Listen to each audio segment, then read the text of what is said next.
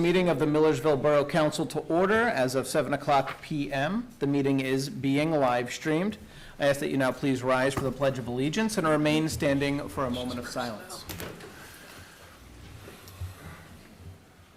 I pledge allegiance to the flag of the United States of America and to the republic for which it stands, one nation, under God, indivisible, with liberty and justice for all.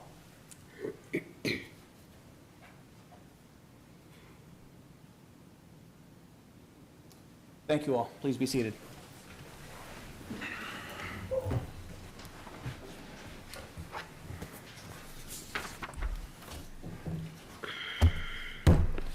We have a long one tonight, folks, so I beg for your patience as we move along here. Paperwork. First and foremost, I am going to make a motion that we approve the council meeting minutes for the meeting held on May 13th, 2025. Do I have a second? Second. Very good. Thank you, Linda. Any discussion required on that one? Any objections? Very good. All those in favor of approving those minutes, please indicate so by saying aye. Aye. All opposed? Abstentions? Motion carries. Next, we'll move on to citizens' requests or concerns. At this time, council will hear any comments, requests, or concerns from members of the public related to items on the agenda or other matters. You will have 5 minutes to speak. We ask that you please either come to the microphone or ask that the microphone be brought to you. We do also ask that you give your name and a general address for the record. At this time, would anyone like to address council in the audience? Very well. Seeing none, we will move on. Mr. Mayor, I believe this one's yours. Yes, thank you very much. Ladies and gentlemen, I would like to introduce you to Mr. Croft Halley. Mr. Halley, in a few moments, is going to be the newest police officer for our borough. And if you raise your right hand and follow after me, please. I state your name. I, Croft Halley, Do solemnly swear or affirm do solemnly swear or affirm that I will support, obey, and defend that I will support, obey, and defend the Constitution of the United States, the Constitution of the United States, the Constitution of this Commonwealth, the Constitution of this Commonwealth, and that I will discharge the duties of my office with fidelity. and I will discharge the duties of my office with fidelity. Congratulations, Officer Halley. Thank you.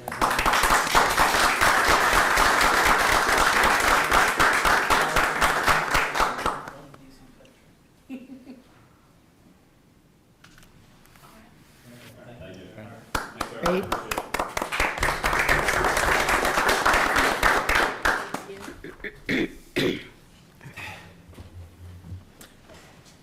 Thank you, sir.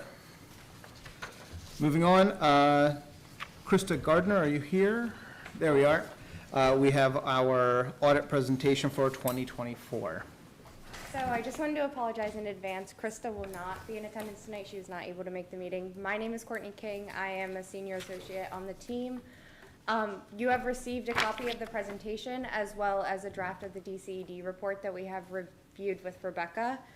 We are currently in process of finalizing the audit. It's in draft form, but we're not expecting any significant changes. So we can hop over to begin on page 4 of the packet, which is page 1 of the PDF. This just covers our responsibilities as the auditing firm. So we perform an audit in accordance with the generally accepted auditing standards.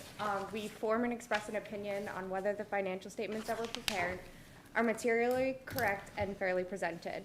We also make sure that they conform with the modified cash basis of accounting, which means that your revenue is recognized when you receive cash and your expenses are recorded when they are paid. For the audit, it provides reasonable but not absolute assurance that your financial statements are free from material misstatement, whether that be from fraud or from error, and it does not relieve management or those charged with governance as the board from your responsibilities, because the audit itself is not a control. So on to the next page. As the borough, these are your responsibilities. So you are responsible for preparing and fairly presenting the financial report in accordance with the guidelines that are put out by the state's Department of Community and Economic Development. You're also responsible for designing, implementing, evaluating, and maintaining effective internal controls over financial reporting to provide us with unrestricted access to all personnel and all documentation that we would need related to the audit. You are responsible for informing us about any fraud, illegal activities, material weaknesses, or significant deficiencies that you would know of, and as well as any subsequent events that would have happened from December of 2024 to the date of the audit. The last thing on this list is the written representations, which will be signed off on the date of the audit, but you guys will get that at a further date. On to the next slide. So that would be for the audit scope. And it is just important for us to remember that the processes and procedures of the borough, as well as the internal controls in place, this helps us design our audit. We don't test the internal controls since there's very limited staff as well as limited controls. We perform substantive testing where we confirm balances with third parties and tie transactions to supporting documentation. We don't test everything. We calculate certain thresholds, which is using your revenues or receipts from each fund that helps us determine a balance. Therefore, we will decide if we test everything in that account or we would sample a population of transactions. And then for the second part of this slide, the adjustments would just be journal entries, which are a normal part of your audit. We have a few proposed entries, and we've reviewed them with Rebecca, as well as other members of the borough, and they are attached in the back in Schedule A. So that will be at the very end of the presentation.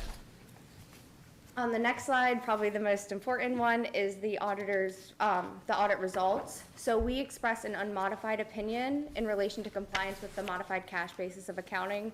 The unmodified opinion is a clean opinion, and it's the best one that you can get. On the other required communications, which is slide 5, we, as a firm, are in compliance with all ethical requirements, and we are independent of the borough. And there are also no new significant accounting policies or changes to how the borough would record any type of transactions.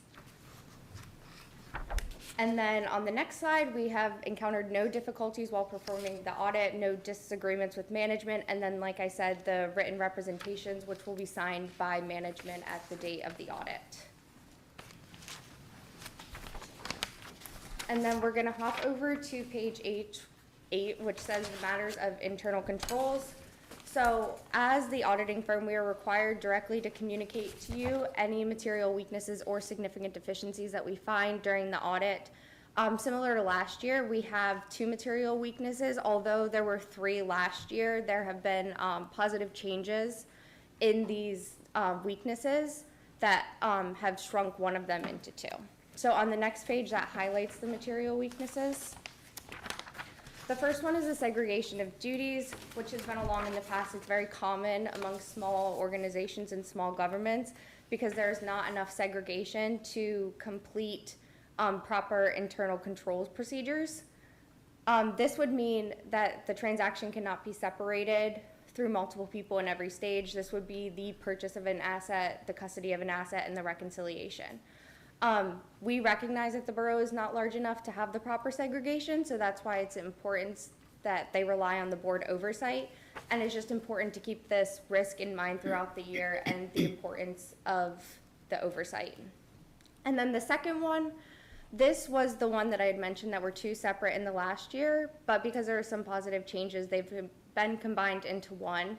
So this would be the material audit adjustments and the bank reconciliations. Now, there were some corrections to the bank activity in the year, which are kind of noted below. But the things we noted that not all of the bank accounts were reconciled. There were some bank reconciliation errors noted. There was a correction of transfers between bank accounts that we were required to adjust as part of the audit. The accounting software Assist does not allow for all transactions to be recognized individually, rather as a whole. And then there was some assistance required for closing out of the consolidation fund and setting up new accounts that have separate bank accounts for every fund, as well as reconciling the due to, due froms between all of those funds. So then on to the next page, we look at some of the highlights from the financial statement draft. So this is a general fund analysis. It's over a 3-year period. You can see for 2024, the total revenues were just under 4.4 million, which was an increase of almost 100,000 from last year. The percentages of the revenue, if you look in that second column, they are pretty consistent with the prior year. Total expenses were over 4.9 million, which was an increase by 730,000 from 2023. Again, in these expenses, you can see when you compare 23 and 24 that the percent allocation is pretty much consistent. The increases that you'll see on here were due to salaries and pension plan expense in the public safety, and then in the employee benefits and insurance, there was increased insurance payments and pension plan payments. As a result, the total for the general fund was a decrease in fund balance of 550,000 in 2024.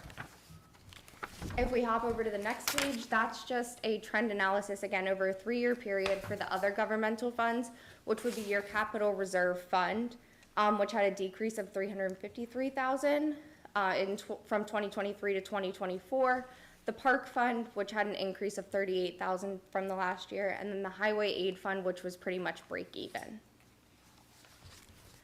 And then the next page would have the enterprise funds, so your proprietary funds, again, in a 3-year trend analysis.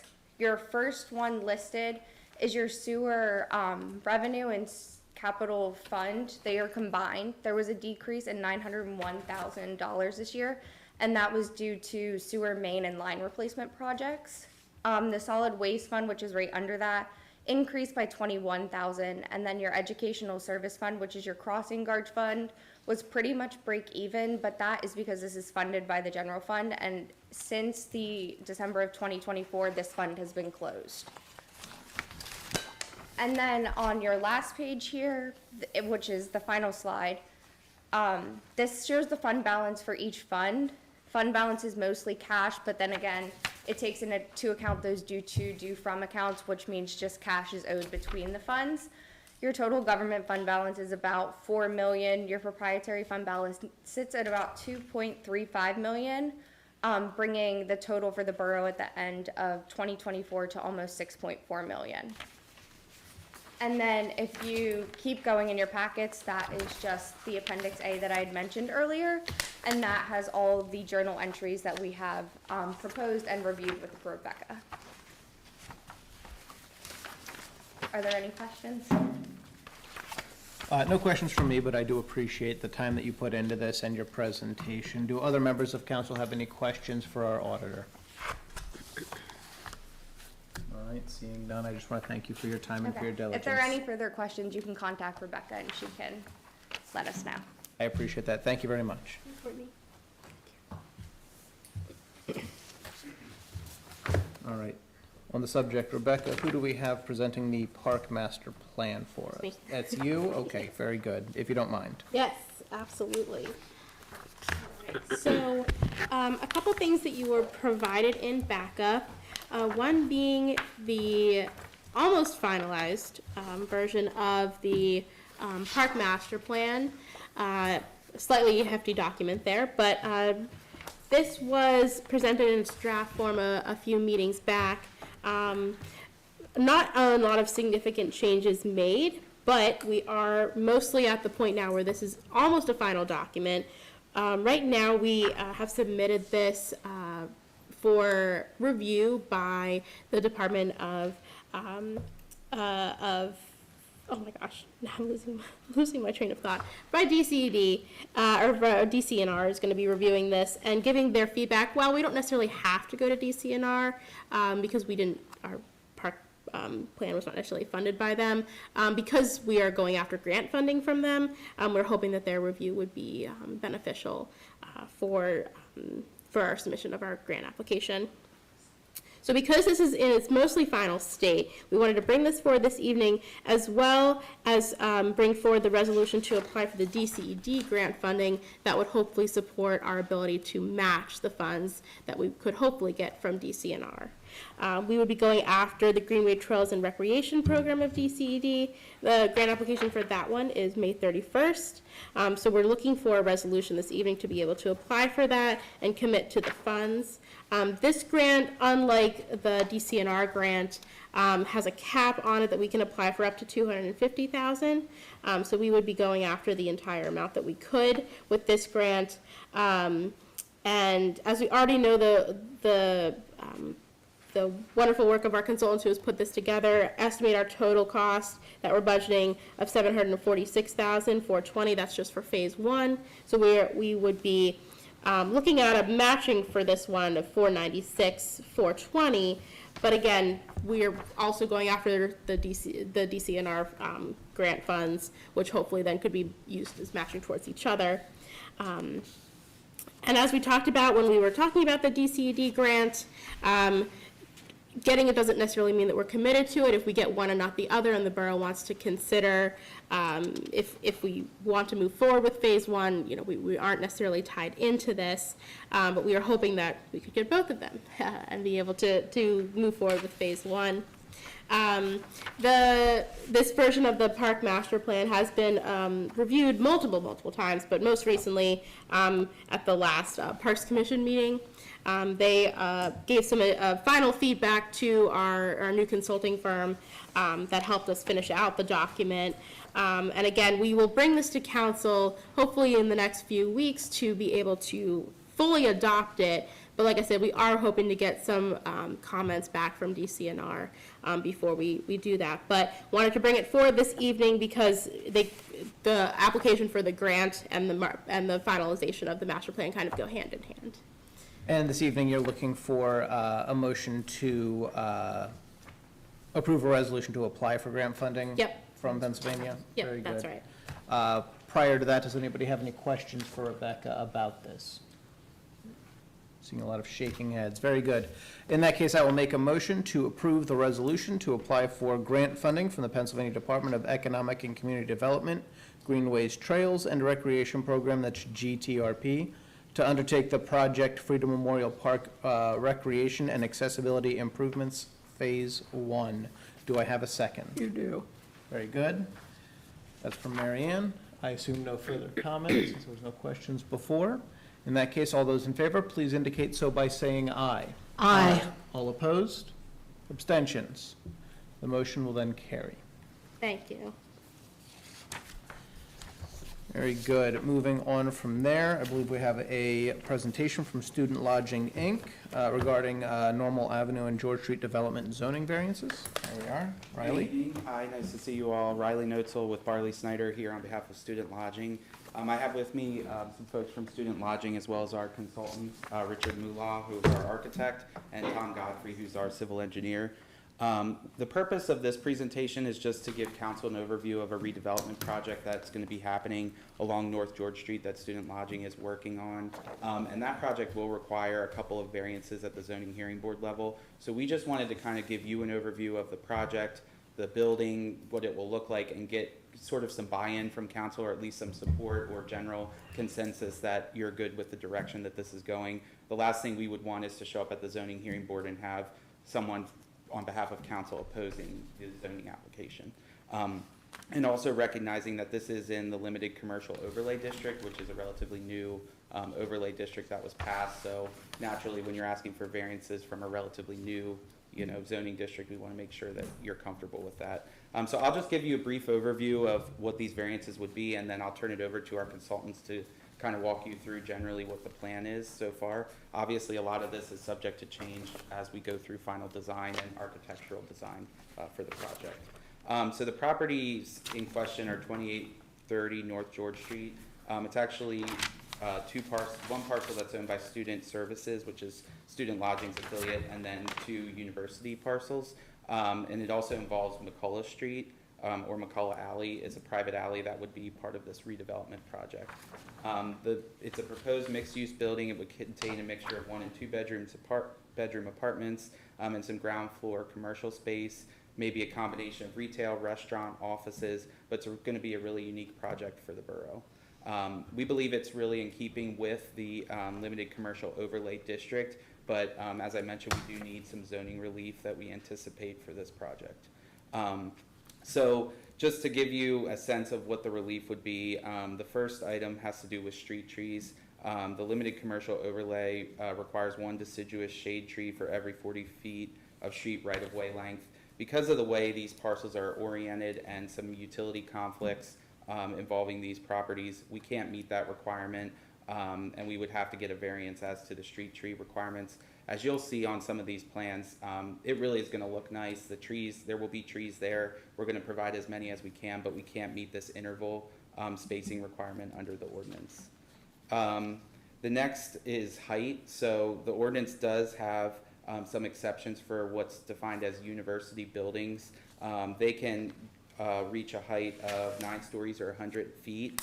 The only caveat to that is that if it's over 40 feet and it's within 200 feet of a property that's used for residential purposes, it's not allowed. So we have to get a variance from the height requirements because this property is within 200 feet of a residentially used property. That's 108 North George Street. And we anticipate that the building height could fluctuate. It could be 1 or 2 feet above the requirement, or it could be 5 stories. We're not quite sure yet as to what the final height will be.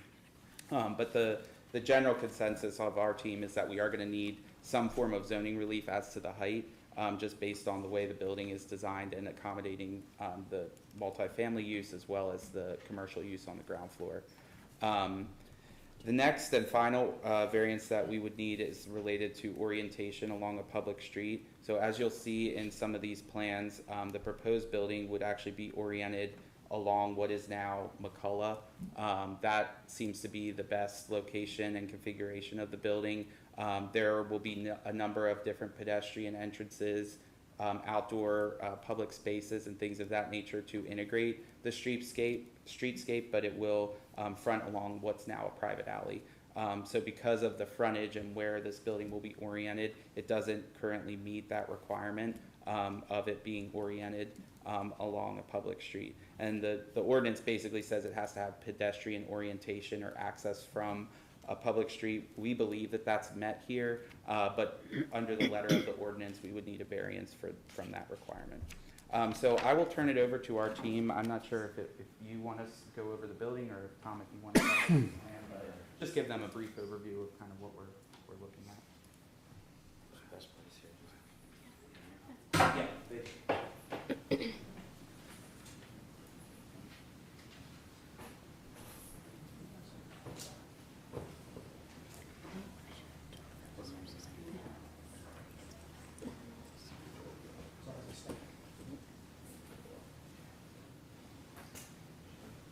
So Riley did a pretty good job of defining the project as it's laid out.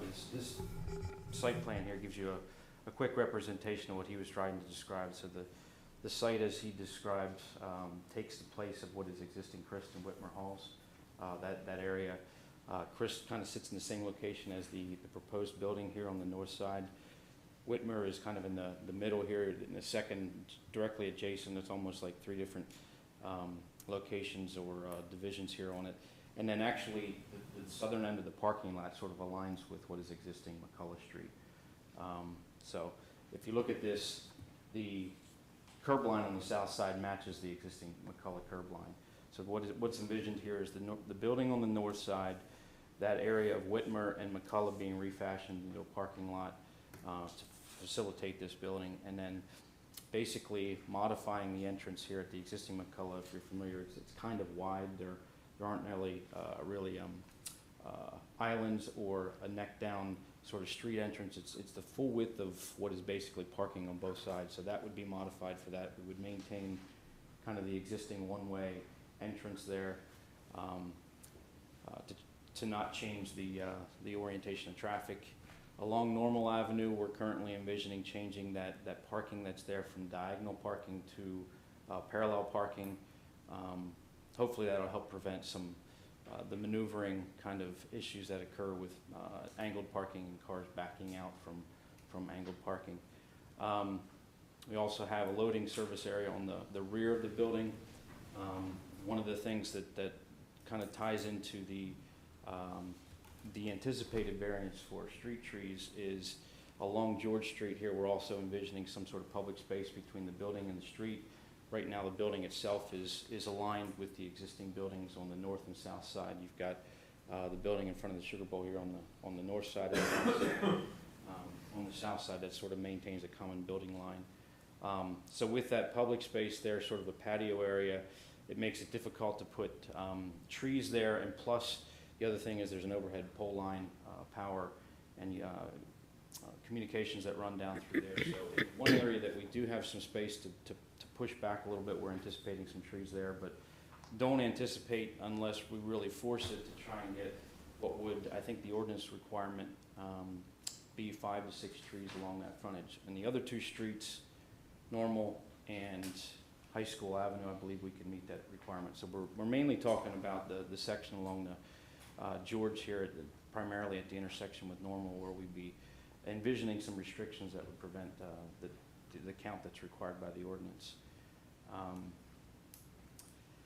I'll let Richard talk a little bit more about the building orientation and the building configuration. That gives you a general sense of the site, unless you have any questions before we start talking about the building.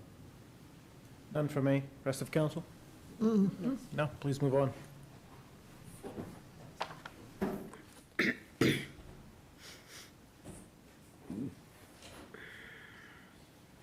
evening, everyone. As Tom mentioned, the orientation of this view that you're taking a look at right now is actually from George Street, looking from the McCullough corner and looking across the parking area. So this is orientation, as mentioned, where it's parallel to McCullough, and it captures the retail lower level from mixed use. This front portion, which is oriented towards George Street, would be the ideal location. We would seek to promote a restaurant or some type of food service tenant, and then we do have the entrance that would serve, central entrance that would serve for the residents above, and then retail space. At least right now, we're looking at 3 individual retail spots. I'm fine. On the lower level. And then from there, you can see here we have essentially 3 stories of resident units, or the suites. Most of the suites are, right now that we have the mix, we're still adjusting some of the mix, but most of them are 2-bedroom. And they all have these Juliet balconies. They're not full balconies, which you can actually step out onto, but they do have the feel. So from the interior, you have a sense of being able to have some outside access. And just orientation-wise, the other view is taken from the opposite direction. I'll just put that down for a moment. So this is the view. I tried to orient this a little bit closer so that you get more of a front of the George Street view. You can see here, this is the building right now existing at McCullough, and would serve as the inlet or the new ingress point off of George Street. This is Normal Avenue, which you see here, and this is reflecting the change to parallel parking that Tom mentioned a few moments ago. Just talk a little bit about material palette. So as you can see, we look at creating utilizing a lot of brick, and we took from a context perspective, we took our cues from the McNary Library, which is adjacent, which is a catty corner from this, with the 2-tone brick mix, as well as some of from the Executive Center, which has that same color combination, light and dark. And one thing, Tom, I don't know, we talk about the extended promenade above from George Street. That's something from a site perspective, is because the site slopes from George Street, which is a low point, back to High School Avenue as the high point. You can see we actually have a more of a promenade level here, which unites all the entrances. So there's one entrance level for all of the commercial spaces, and also provides an opportunity for a restaurant to incorporate outdoor dining and more, and really create a nice activity area for the George Street facade. I'll stop there and entertain any questions or thoughts or comments, or Tom, is there anything that you want to? Excuse me, I have a question. Will these apartments be student housing or for anyone? Jeff, you? Yeah, these are market rate apartments, so these will not be student housing per se. Now, they'll be priced as market rate, they'll be higher end finishes, stainless steel appliances, things like that. That's not to say a student couldn't pony up the money and live. Right, that's right. But it's gonna be a little bit out of reach for that demographic. Okay, thank you. Sure. I know you're not looking for anything specifically from council tonight. No, the goal, we met with staff, I think, early May or late April about this, and as well as the solicitor, and we kind of all determined, hey, the next step would be just to get in front of you all. We recognize that, like I said, this is a newer zoning overlay, and that it was important to the borough to make sure that there was sort of the streetscape, and just to give you a sense of what was proposed, make sure you didn't have any major objections, and recognizing that we need some zoning relief on it. No, this looks like a beautiful building. I think it is an upgrade for the borough. I have no specific objections myself. Obviously, members of council can keep their individual council or share as they like, but as far as I'm concerned, at the very least, this looks like a significant upgrade for the borough, and I thank you for it. Anybody else, anything to say? Very well, in that Thank you. case, We appreciate we your will thank feedback. you for your time. Thank you.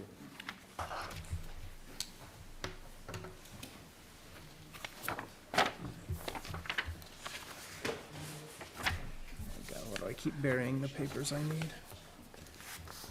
Very good. I believe next on the docket, we have Garmin Builders.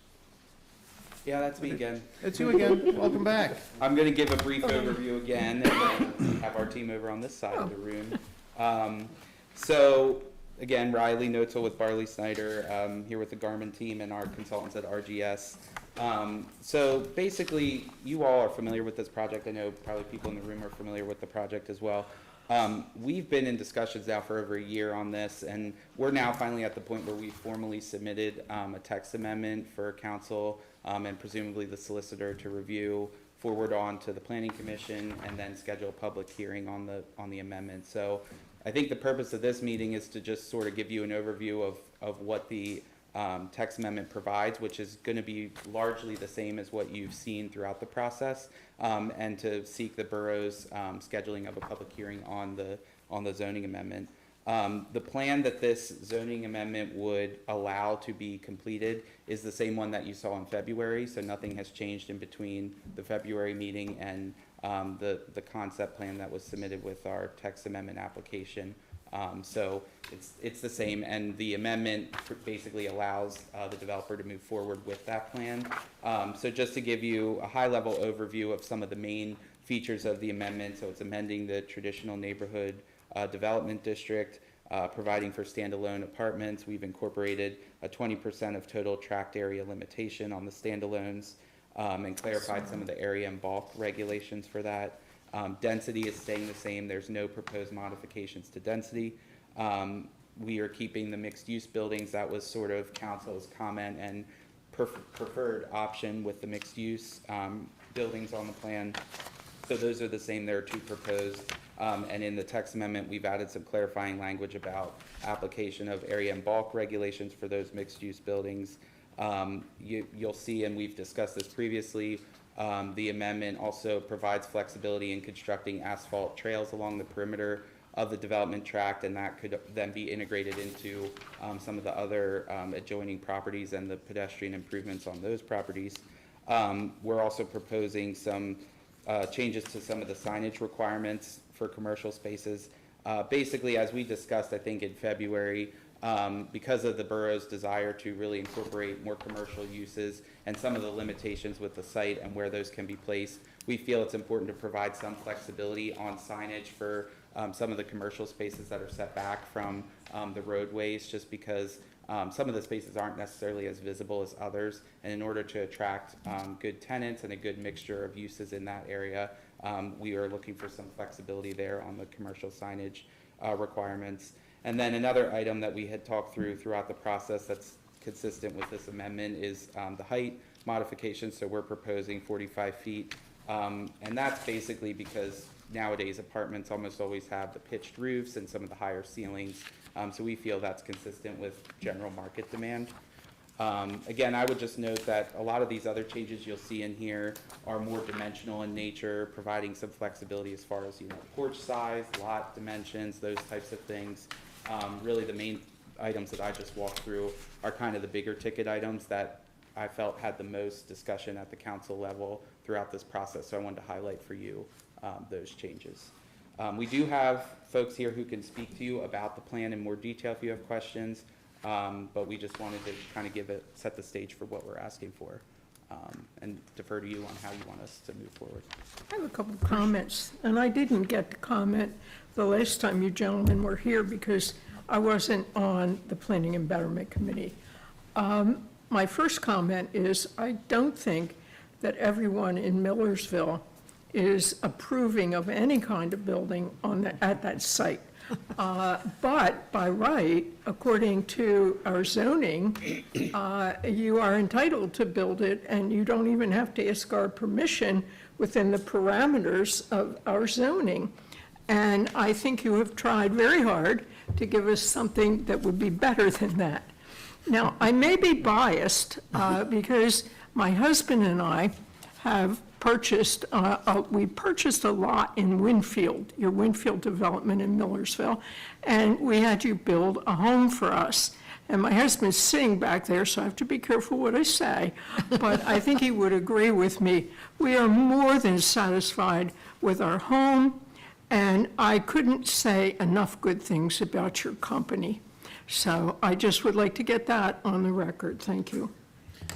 I'm not going to be as nice, but not because I don't like you guys, just because I have an actual question now.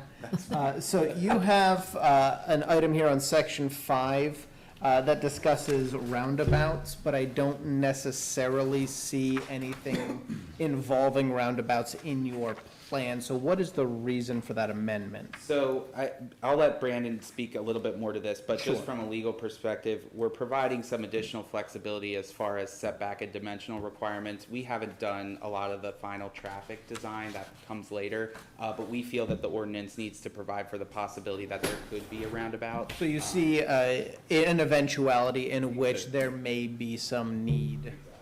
It could be. And Brandon, I don't know if you want to add to that. Yeah, here's the multiple views.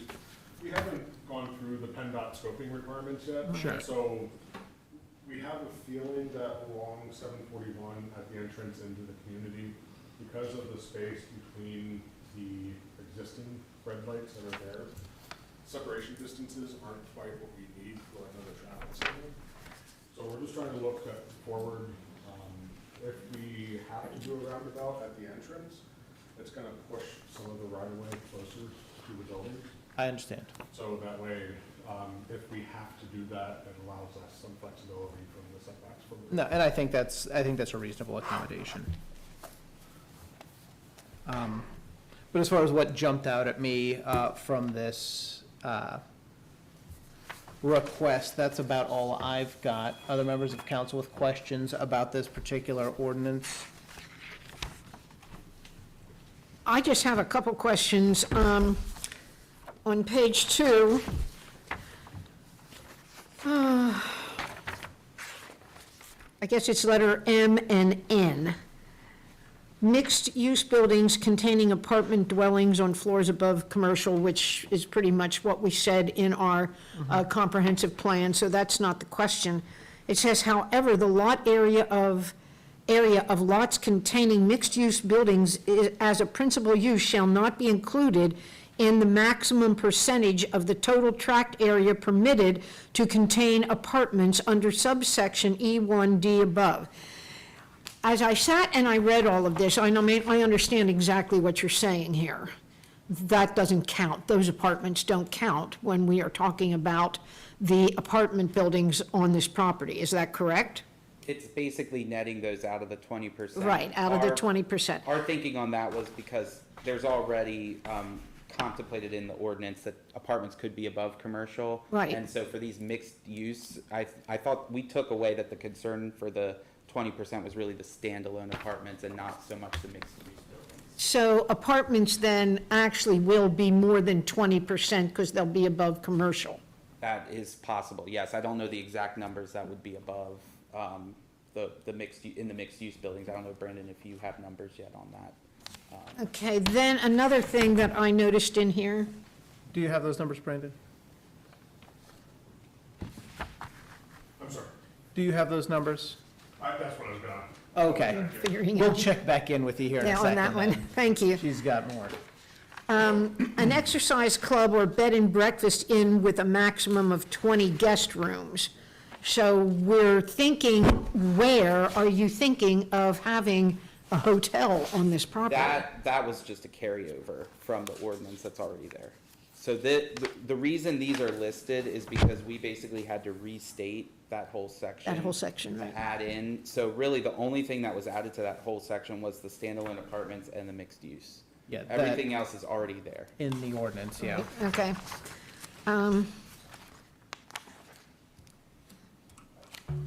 Page 5, section 7. I understand maximum building height 45 feet or 3 stories. And is that because you're planning on a pitched roof or not a flat roof, and that's why we would go up? I definitely think the pitch roof, I don't know, are you proposing 9-foot ceilings too? Does that have a factor in it? Yeah, the apartment buildings at the back right now would be about 43 feet, and that's with the pitched roof, because the ordinance discourages the flat roof. Right, yeah, I mean, it doesn't fit in with the appearance of our borough as a whole being a historic town, but then we were just looking at the stuff from student lodging, and that's all flat roof, so, you know, here we, I was gonna say, it also depends on like the area, like this is more, the traditional neighborhood is really intended. Right, it's not the same more as like an those- more urban, not urban, but borough center, like student lodging. Yeah. so you're also proposing in section 8 that the Millersville Borough Code of Ordinances gets changed and restated so that we now have the availability of apartment dwellings? In this district, which is basically just this property and one other. And Yeah, what's the so- one other? It's the area where student lodgings has the Has green energy. Yeah, right. And, Okay. this is just basically that. because we created standalone apartments and mixed use as uses in that other section we were just talking about. We needed to also provide what those dimensional requirements are because they weren't recognized previously. So that's really what this does, is deal with the dimensional requirements. So lot size, you know, how big they have to be, how they're separated. Okay, those were the main questions I had, and I'm going to be perfectly honest, I did not get an opportunity to go over an awful lot of the other stuff, which is just like sizes of porches and open space and that, which, you know, is going to have to be determined by what you build, and not only that, when people buy it, they're either gonna like that or they're not gonna like it, so that will make they'll make that determination when they are purchasing something. I think one of my big concerns is we only received this information Friday afternoon, and at our last council meeting, Council Member Egger specifically requested that we have the material from Garmin at least a week prior to the council meeting where you would be here to present this. And not only did we not get a week ahead, we got it Friday of a holiday weekend when everybody has 50 million other plans. I understand. We did submit it, well, Yes, I do want to clarify. So we sent it all through email because we received it electronically. So we sent it through email early last week. Email? Yeah, we sent it through email and then we put all the physical documents in everybody's mailboxes. Well, I got the stuff out of my mailbox, but I don't recall getting the email, but then I had a very busy week last Yeah, week, busy week. so I might have missed that. It's a good thing Councilwoman Egger wasn't inconvenienced since she isn't here tonight. That's right. 516 is when I believe we had this. Does that sound about right? Yeah, it Okay. was the beginning of last week. I think I would feel more comfortable because of this weekend being short for me. I am not comfortable because I have not been able to go through everything carefully, and I want to do my due diligence, that we table it until at least the next time. I need that time to really look this over. it's not that you would be approving it. We're just looking for a public hearing to be scheduled and referring it on for Right. comments. We could always come back. The specific motion that we'll be going through today is just to set the date or to approve that this move on to a public hearing kind of situation. We're not approving or denying anything at Which this will be point. down the road. Right, we will have the Save plenty opportunity of to do time. that later. Okay. So we'll have time to look this over, even if we do move forward with the motion, which, to be clear, is my intention. And your solicitor has, I don't think she's provided comments back. She has. Yes, she Okay. has. We've So we gotten haven't it. reviewed those to be able to know. Well, that has raised a few more questions, but Okay. maybe those things can get solved between now and a public hearing. And I just picked up her comments today. We so that's- literally got it today. Today. so Today. We we're only pushed got that on time, today. That's what I'm saying. Right, and my intent is not to obviously rush you, but we think it would be helpful to at least have it move on to the public hearing, recognizing that we'll have to be back in front of you between now and then. Right. Yes, So- you will. I am going to make a motion that we authorize the setting of a public hearing to consider the zoning text amendment petitioned by Garmin Builders and to authorize the sending of the ordinance to the borough's Planning Commission and the Lancaster County Planning Commission. Can I get a second for that? You have one. Very good, thank you, Mary Ann. And we can still have further discussion about that if you'd We like. have I to. just wanted to make sure that we had that on the table. Do we If- have further questions about the setting of the public hearing date? What are we looking at for a public hearing date? It should not be anywhere before August. No, The soonest will be August 12th, right? August 12th is the date that we would be aiming for. We have to give 45 days for both LCPC and RPC. Right, everybody. So by agreeing to this tonight, all we're doing is agreeing to a public hearing, That's right. Right. not anything that's in here. We are not approving a change to the ordinance. And I want to be sure about that, and I want that in the record because some of us have been questioned extensively about, oh, you approved this, and the residents don't want this. Well, we haven't approved it. And there are certain things in this that are within our control and are not. Right. So there are things that we can flex on in this proposed ordinance change and things that we can't. So we gotta go yes or no down the line. Right. For right now, it's really just a matter of setting the public hearing date to have people be able to voice those concerns. And I think the public hearing date needs to be very well publicized. And that, of course, is right at the beginning of August, which is summer and summer vacations for a lot of people.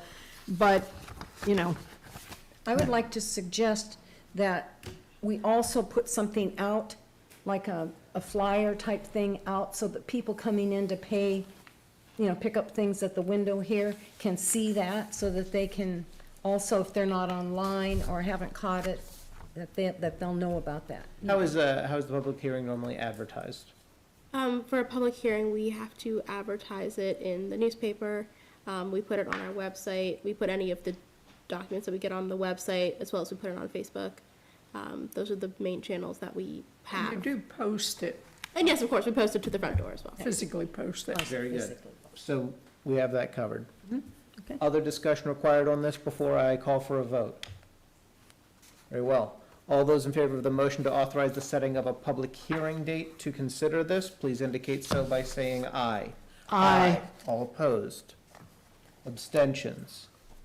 Very well, the motion carries with unanimity. Thank you. Thank you, Riley.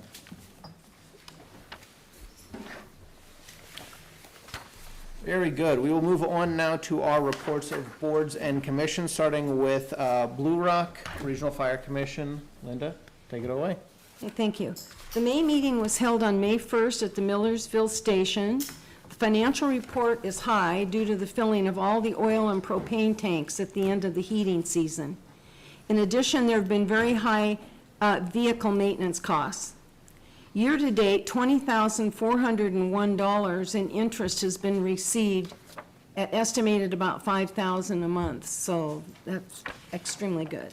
A February Blue Rock account has had 93 total calls, 54 in the township, 8 were faults, 19 in the borough, 7 were faults, and the rest were outside the district. The marketing and fundraising group continues to develop a marketing and fundraising campaign. Dwayne met with Jerry Eckhart, a retired fundraiser from Millersville University, who is offering to assist Blue Rock. Several board members met with Senator Scott Martin to ask for state grants. Dwayne later followed up with Senator Martin's team, and there would be more to come.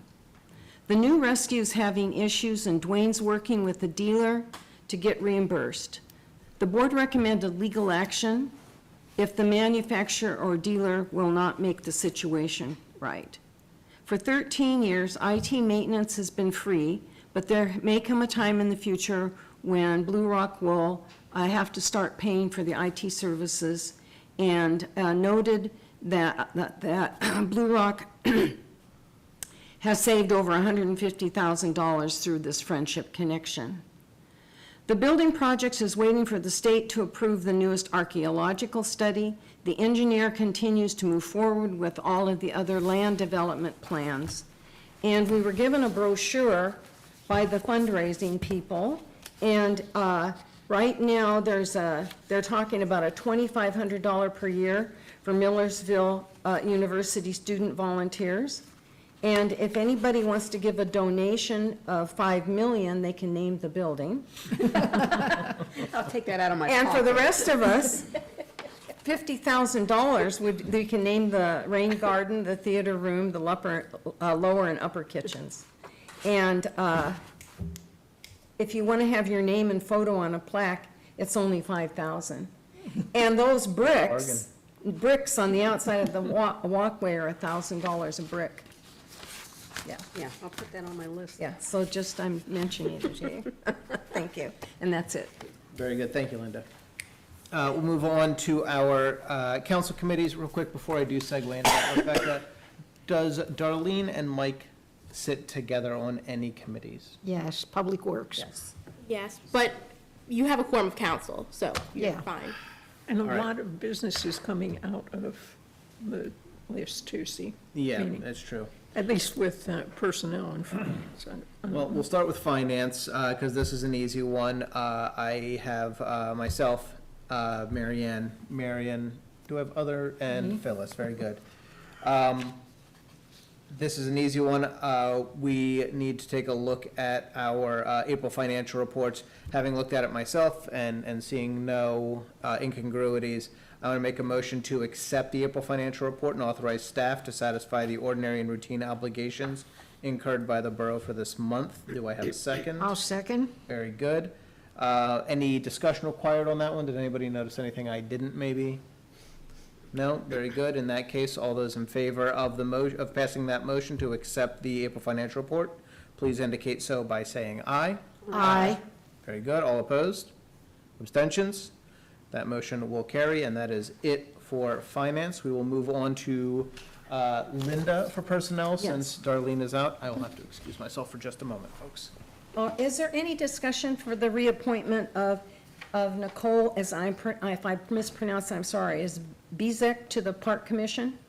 Is there any discussion at all? Okay, then, what I'm looking for is a motion to approve the appointment of Nicole. And, you Yes. don't need a motion, it's out of Out of committee. committee. And You you don't just need a take a second. vote. Oh, Just need a vote. yeah. Just Okay. take a vote. Okay. Then, all in favor? Aye. Aye. No abstentions? No abstentions? No, it's done. Okay, thank you. Same thing will be with, now, the appointment of Judy Antonin as an alternate to the Civil Service Commission, with her term ending 12/31 of 30. So I was again looking, I don't have to look for a motion, so I'm looking just for, You just take a vote. take a vote. Okay, is it all in agreement? Aye. Aye. Okay, thank you. Okay, and that ends the Personnel Committee report, and we'll move on to Public Welfare and Public Works, which is something we discussed at the last meeting that we had. And so what I am saying is out of committee. So I make a motion to authorize the review of the updated subdivision and land development ordinance by the borough solicitor and the setting of a public hearing date. All those in favor, please signify by saying aye. Aye. Any opposed? And abstained. And we will be doing the same thing for the updated street and sidewalk ordinance. I make a motion to authorize the review of the updated street and sidewalk ordinance by the Borough Solicitor and the setting of a public hearing date. We don't need a second. All those in favor, please signify by saying aye. Aye. Opposed? Abstentions? And that is carried also, and that ends the public welfare report for this evening. And now we will move on to the mayor's report. Thank you very much. I can tell you that the ladies over on the police side, the secretaries, Andrea and Jen, have been extremely busy. In early April, they both attended an 8-hour training session on police records. It turns out that when we first took over this building, nothing was expunged. It was all carried over to this building. So with that training, they, of course, went through our records, numerous filing cabinets, and there are about 60 boxes of records that can be disposed of. So I'll be coming to you at our next meeting. We need to put something together, be approval by this body to allow the police department to go ahead and get those records shredded.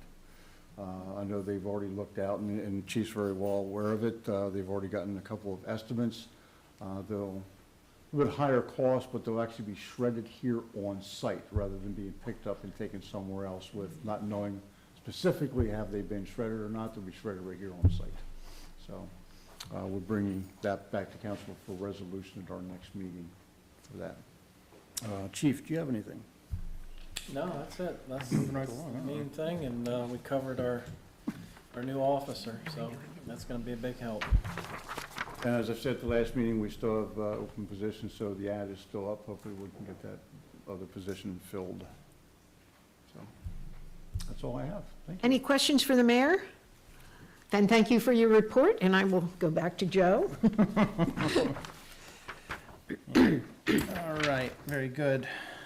We will move on to Abby for the Millersville University report. Hello everyone, thanks for letting me be here today. So first off, commencement and our graduates. We had 3 commencement ceremonies on May 10th. We awarded a total of 1,110 degrees, which is up from 1,070 from last year. Of those, 902 were undergrads, and there were 208 graduate students. Just a couple fun facts about our graduation and alumni. Our graduates are successful. Over 95% are employed or in graduate school 6 months from graduation. 76% of MU graduates are working in PA 5 years after graduation. Highest among those professions are health at 86% and education of 83%. Looking out to 10 years, we are expecting it to be around 70% still remaining in PA. Sustainable Development Goals Conference on June 5th. We will hold our 5th annual SDG conference on building safer communities, reducing school and community violence. Our keynote will be Samantha Kaw from PCCD, and we have sessions throughout the day at the Ware Center. Space is still available for the event. Athletics, it's been a record-setting spring in Millersville athletics, from baseball to golf and track and field. Matthew Williams' 7th inning home run in the NCAA tournament was his 4th of the postseason and his 17th of the season, breaking Millersville's single-season home run record. Millersville's baseball team has a banner season that included 44 wins and a record of 29 home victories, a PSAC East title, and PSAC championship. We hosted our first night games under the lights. We hosted our first night's games under the lights of Cooper Field during the regular season and in the playoffs. For the second time in his 2 seasons as a Millersville Marauder, Timothy Peters has been named PING All-Atlantic Region by the Gulf Coast Coaches Association of America. 8 Millersville University track and field athletes were honored with All-Atlantic Region Awards for their event performances during the 2025 outdoor season. Regarding facility updates, Pasillo Gym HVAC system was finally added, yippee, to the 50-year-old facility and has already paid huge dividends with the 3 commencement ceremonies. Lombardo College of Business, which was formerly Brooks Hall, construction is in full swing, and this will be a critical time as we seek to reopen Lombardo Hall next year. And for enrollment, looking ahead, our enrollment looks positive for the fall. We are currently ahead of last year in both undergraduates and graduate students. Admissions applications have been running consistently higher than previous years, and deposits are looking strong. I end my report.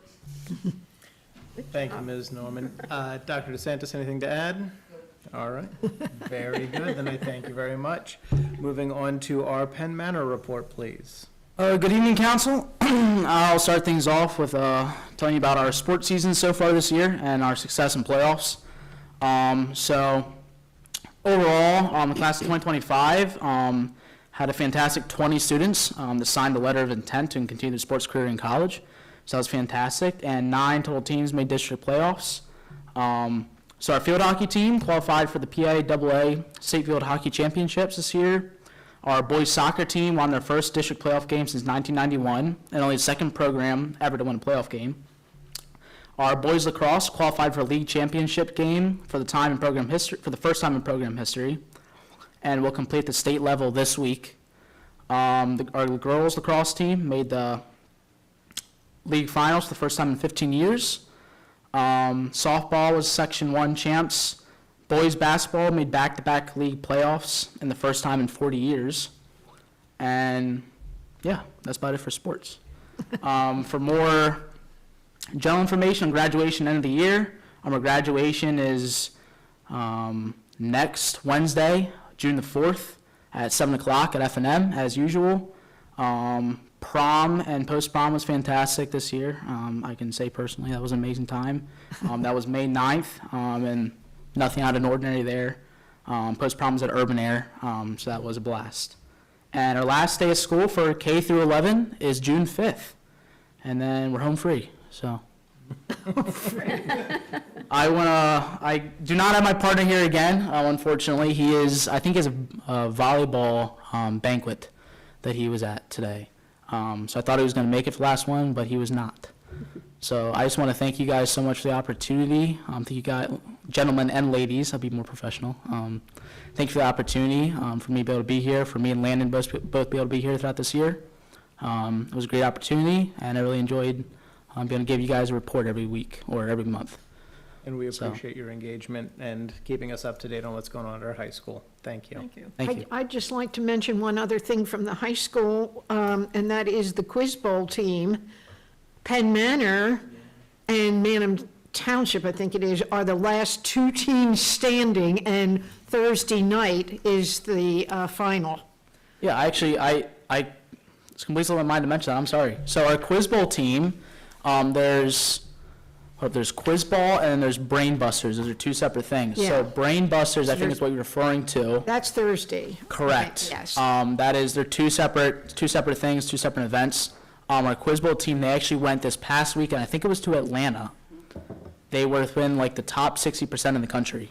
They went for nationals. They made it to nationals. I mean, I just So- think it's fantastic That's that they've made it so far in both those things. Yeah, that's amazing. And then Brain Busters is a separate thing, and that they will be playing, what do you say, Manheim Township, I think it is, or Manheim Central, this week. So, we also, another thing that slipped my mind, I apologize. Last Thursday, we had a Penn Manor Education Foundation scholarships and award ceremony for our senior class. So we had 120 students out of a roughly 450 student class received Penn Manor Education Foundation scholarships. So that was amazing, and this was, I think, around $130,000 worth of scholarships, which is wonderful. absolutely fantastic. So every student that was there got at least one. There were some students that even got up to two total for Penn Education Foundations, but there are also some other memorial scholarships that occurred during that time as well. And that was actually ran by our new administrator, Chris Telesco. So that was a great success and a great time, great opportunity.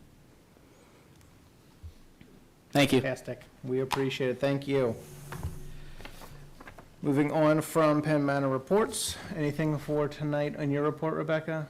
No, I do not have any additional items for this evening. It was a can't long enough agenda believe as it it. was. Then last and certainly least, my report, just a quick update for members of council and for the general population. We are intending to move away from our committee structure as it stands right now to a more liaison-based structure. Now, that's not going to be next time or anything, but I have pulled the trigger on reorganizing council to hopefully streamline things. I've already talked to the head of my committees and gotten agreement for that. We will have a little bit more details about what that looks like as we make that transition. For now, I believe it's going to Joe Zell, our solicitor, for an actual wording on how that's going to look. But I would expect this is going to help us to engage more members of council and divide the responsibility a little bit more evenly among the members that we've got now. So keep an eye out for that in the future. I don't believe we have any unfinished business or need for executive session. So my favorite motion of the night is a motion to adjourn. Do I have a second? Second. Very good. Thank you, Linda. Right, fast off the buzzer. All those in favor, please indicate so by saying aye. Aye. All opposed? Abstentions? Motion carries. Thank you all very much, and have a good evening. As